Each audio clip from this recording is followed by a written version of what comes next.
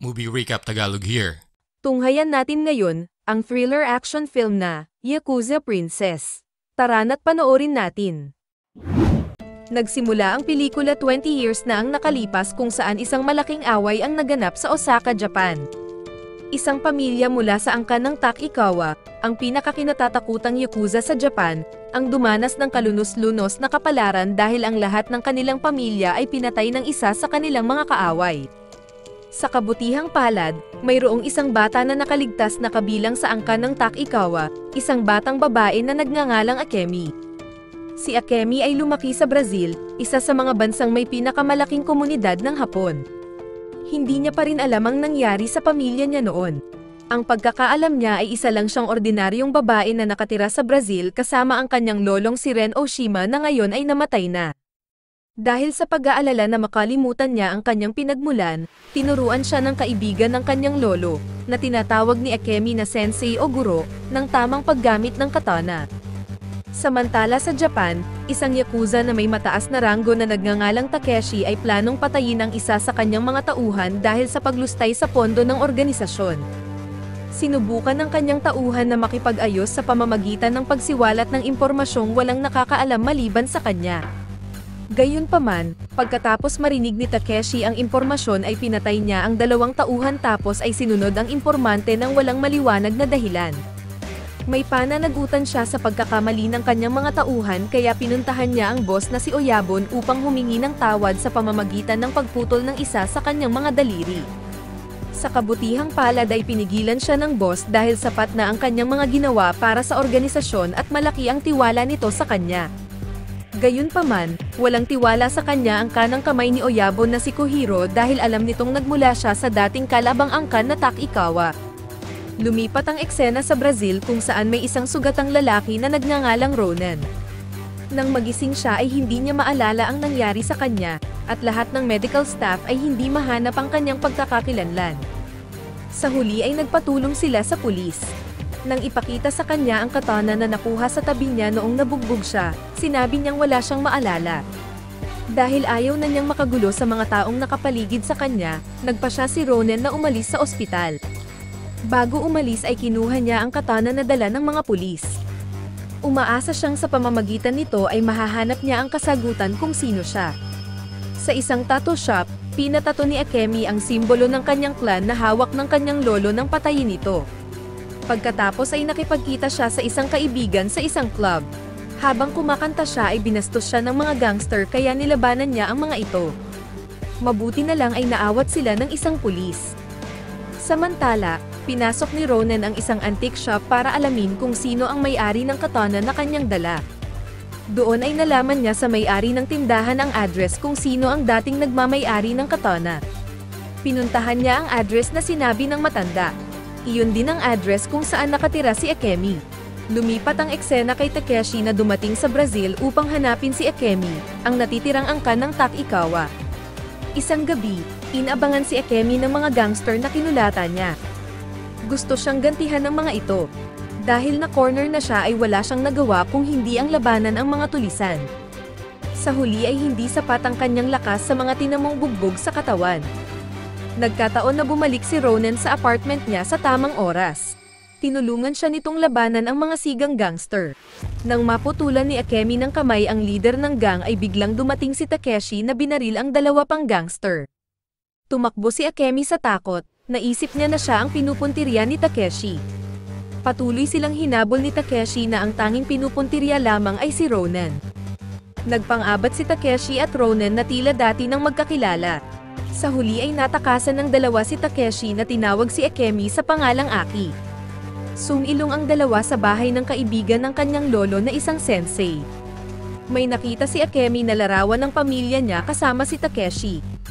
Nagsumbong siya sa sensei na may gustong pumatay sa kanya ngunit nagwika ito na di niya siya matutulungan. Kailangan niyang kausapin ang huling nakarelasyon ng lolo niya na siya ring may-ari ng pinapasukan niyang shop. Sa wakas ay nabunyag na ang lolo ni Akemi ang may-ari ng katana. Gayunpaman, walang ideya si Akemi tungkol sa lahat ng ito. Ang alam niya tungkol sa lolo niya ay ordinaryong mamamayan lang ito tulad ng iba. Nagwika ang kanyang sensei na natagpuan siya ng katana, at ito ay tinadana para sa kanya.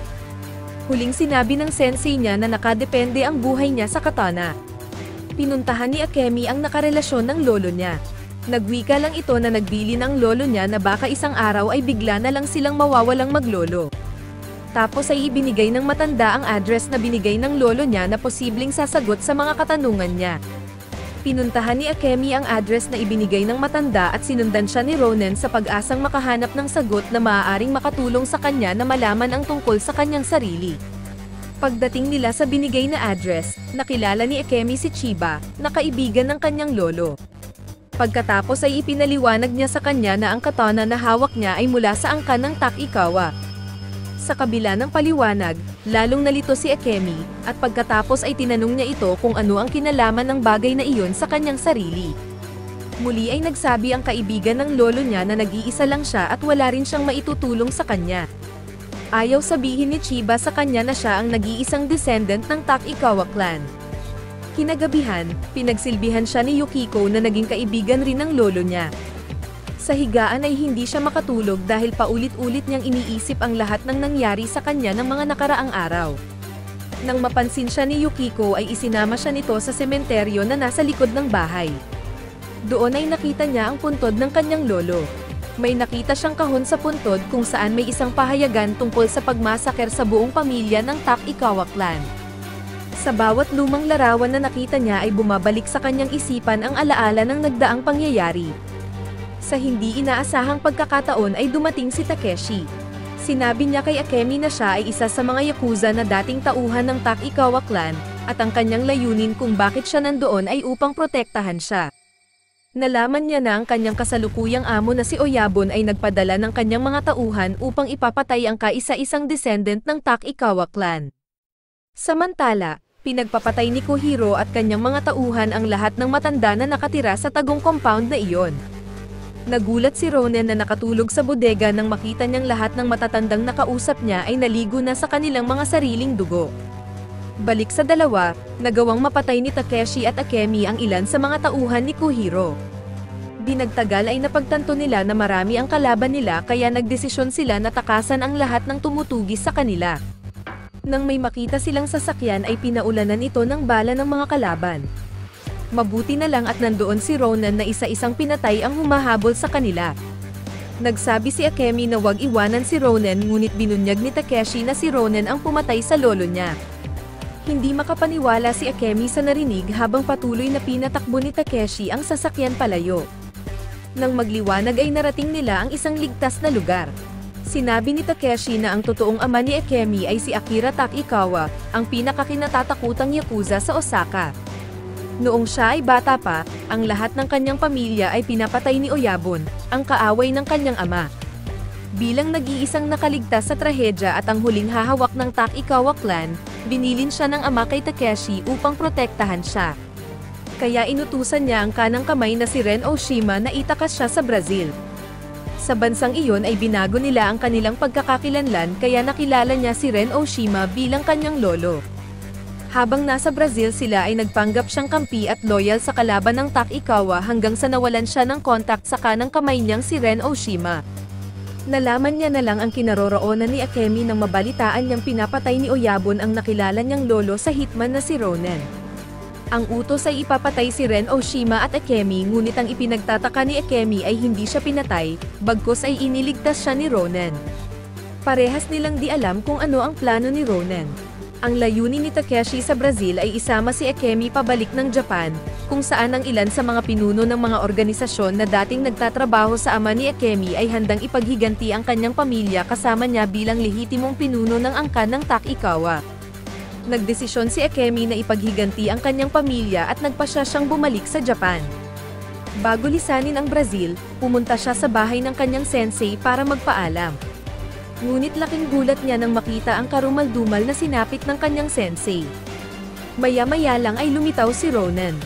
Sigurado siyang si Ronen ang pumatay sa kanyang sensei, ngunit itinanggi ito ni Ronen. Hindi naniwala si Akemi sa dahilan ni Ronen lalo na nang malaman niyang ito ang hitman na pumatay sa kanyang kinilalang lolo. Inatake niya si Ronen na di magawang gumanti at sinalo ang lahat ng kanyang mga palo. Nang dumating si Takeshi ay gusto niyang tuluyan ng patayin si Ronen ngunit pinigilan siya ni Akemi. Nagsabi si Akemi na simulan na nila ang gyera laban kay Oyabon. Pinuntahan nila ang pick-up point kung saan susunduin sila ng isang helicopter. Gayunpaman, nagtaksilang kontak ni Takeshi na inakala niyang kakampi. Dinala sila ng mga ito sa lugar kung saan nandoon ang lahat ng mga tauhan ni Oyabon. Nang makatunog si Takeshi ay sinimulan niyang labanan ang mga kalabang Yakuza. Buong lakas na tumulong si Akemi sa pakikipaglaban sa mga masasamang loob. Nagamit niya ang kanyang kasanayan sa paggamit ng katana na tinuro ng kanyang sensei. Tutulong pa sana ang mga tulisan sa labas ng silid ngunit umatras sila. Pagkatapos ay umakyat sina Akemi at Takeshi sa taas ng gusali upang puntahan ang helicopter na inarkila nila. Pagdating sa roof deck ay walang helicopter doon, sa halip ay nandoon si Kohiro at ang kanyang mga tauhan kasama si Ronen na naghihintay sa kanila. Galit na galit si Kohiro nang makita niya si Takeshi na pinoprotektahan ang mamumuno sa Takikawa clan.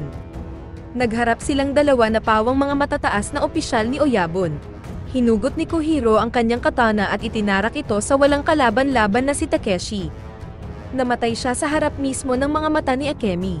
Nagwika si Kohiro na may nagsabi sa kanya na wag mag-hire ng banyaga na gawin ang gawain ng mga Yakuza. Ngunit mali ito dahil nagawa ni Ronen na patayin ang kinilala niyang lolo at nagawa nitong maituro ang kinaroroonan niya. Tapos ay patuloy na kinutya ni Kohiro si Akemi.